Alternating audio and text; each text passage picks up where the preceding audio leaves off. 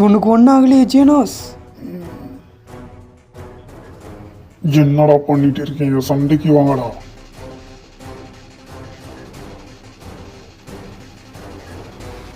ஓய், இவனை நான் அடிச்சிருந்தா இவன் என்ன கொலை பண்ணியிருப்பான். யார் தான் இந்த மொட்டை தலையா? சரி, இதை தெரிஞ்சுக்கணும்னு நினைக்கிறீங்கள?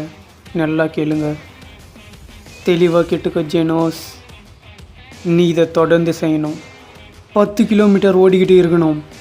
ஒவ்வொரு நாளும் இதை செஞ்சுக்கிட்டே இருக்கணும்.